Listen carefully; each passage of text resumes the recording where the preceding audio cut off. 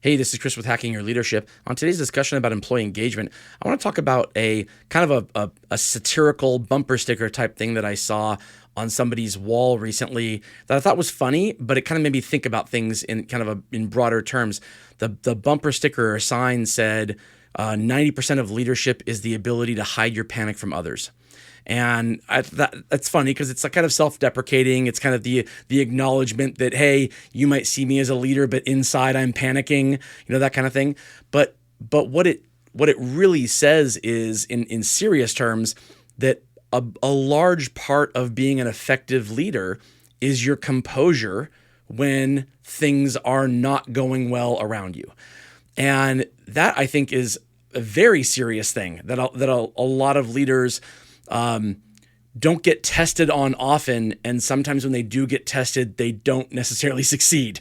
But outside of those high pressure moments, they seem to do just fine. And you need to have both. You need to be able to perform as a leader. You need to be able to be seen as a leader, whether there is everything's kind of falling apart, or there's high pressure, or it's just kind of the day to day. And I think that the words that we use in these moments or in these situations, they do matter. And there are very specific words that leaders can use when it comes to kind of keeping the peace, or keeping people kind of in the mindset of thinking, okay, this person has control over the situation. This person is a trustworthy leader who is going to get us through this high pressure moment. And there's verbiage you can use that would not give off that impression and that don't give off that brand to your people. So I kind of want to talk with you about this, Lorenzo, a little bit, because I think that I know in my mind, there are go-to things that I say when it comes to trying to give off the impression that I got this, everything's going to be fine. I'm sure you have the same things. And I'm wondering, what you can say about the things that you say to your people when the pressure's a little bit higher and you want to make sure they understand that you got this. You want me to out all of my tricks is what I hear you saying right I do. now. Yes. Yes. Yeah. I think my default in that situation is like, okay, let's get together and like walk me through what you see here. Mm-hmm. And what are the options for us to find some success in this situation? Like basically pivoting quickly into kind of like the ideation phase, mm-hmm. and then even sometimes saying out loud what the person might be thinking, which I'll be like, is this realistic? Like, do we actually think and believe that we can achieve this, mm-hmm. or is this out of reach? Because that's usually in the back of somebody's head, right? Sure.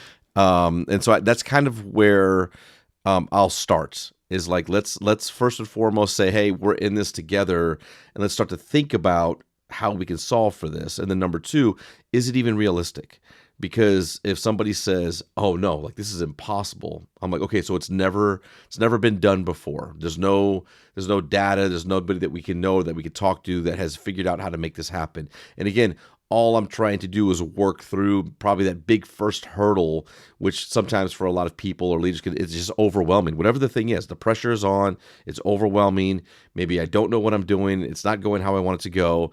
And so it's like, first and foremost, is it possible? And then somebody goes, okay, it is possible. Okay, well, if it's possible, then I believe that we can figure out how to make this happen, right? And now it's kind of moving into this belief stage, to then be able to get into the ideation stage. But I think that's kind of my go-to, just thinking about it, is how I respond to those higher pressure situations. Sure. My kind of default is thinking about how to slow things down just a little bit, because I think people are more likely to make poor decisions if they are rushed into making that decision. But that needs to be tempered with the idea that, you can't necessarily have, 3 hours of committee on how to put out a house that's on fire. You got to put the house out, right? So you have to kind of balance those two things. And so kind of the things that I try to think in my head, or that I try to kind of default to, is first of all, I want people around to know that there are things that we can control and there are things that we can't control. And I want people to focus on the things that we can control over the things that we can't. And so being able to say, hey, you know what? Let's just talk about what is in our focus of control, to get rid of the things that aren't, because the things that aren't can make the things that are seem less possible. or daunting. And oftentimes, if you can admit that there are things that aren't within your control, then it becomes very freeing and allows you to focus on the things that you can control with a little bit more clarity. The second thing is making sure that they know that they have my support. And so asking them specifically, what can I do for you? How can I make sure that this is successful and nothing's off the table? Whatever you need from me, I'm in. Let's just talk. Let's talk through making this happen. And then the third thing is, kind of an appreciation. Like it doesn't happen right at the beginning, but maybe a few minutes later, as we've put a plan into motion, as the plan starts going into motion, whatever it is, stopping them again and saying, "Hey, you know what? I really appreciate you for this. This is good. This is good work that we're doing together right now, and we'll get through it." It's kind of like this kind of validation that, hey, either we're on the right path or we're on the wrong path, but we're on it together. So I'm not hanging you out to dry, and I appreciate you not just going through this on your own or not caring. I appreciate you caring enough to even bring it to me to say, hey, this is a problem we have to solve together. And all of those things can determine whether or not a plan is successful or not successful. I want to go over some of these other things that we can talk about, other verbiage that you can use with your people that can set the tone for solving a kind of a high pressure moment versus a moment where everything's kind of fine. But first, I want to give it toward one of our sponsors. All right, if we're thinking about verbiage to use with people in high pressure moments to show that you as a leader, that you got this, that you can help, kind of bring the situation back down a little bit, and to not let people kind of see you lose your composure or become viewed as a person who doesn't have the leadership ability to get through this crisis or high pressure situation.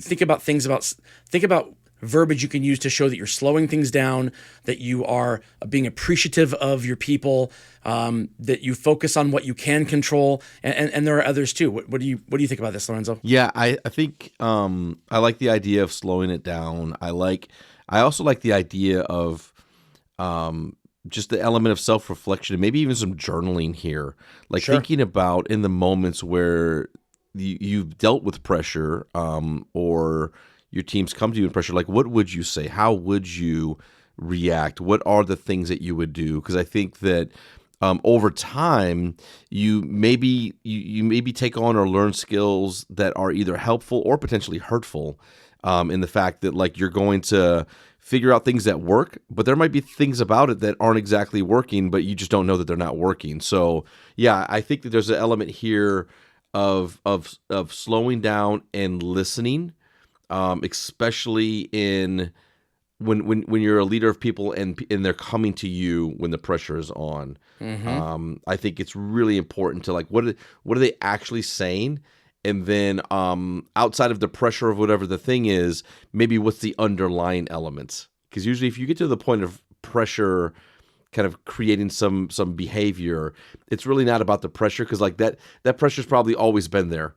The deadline has always been there. The expectation's always been there. The goal's always been there.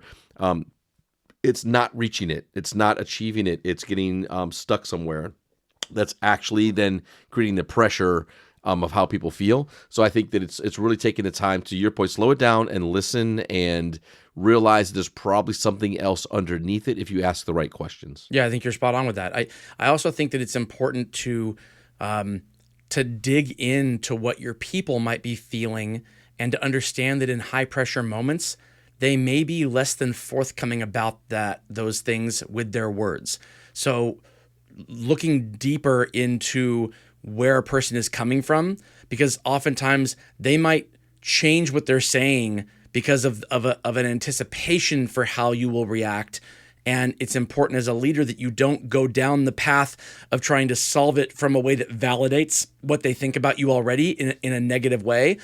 If instead you can kind of make if you get the impression from them that how they're presenting a problem to you, you get the impression that they think you won't be able to solve this, or like that you're gonna react poorly to this, then use it as a moment to slow it down even further and show them that you do have this, that you do have the ability to solve this problem, that you understand where they're coming from. Or if you don't understand where they're coming from, ask them where they're coming from. Ask them to dig in deeper. Say, this doesn't make sense to me, or I don't. I'm a little confused about this. Can you tell me a little bit more?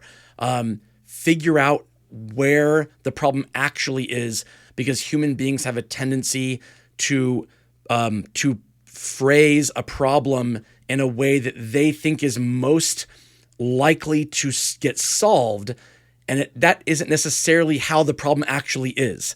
And so as a leader, it's your job to make sure that you know where the problem actually lies, because you might have more information about it than they have.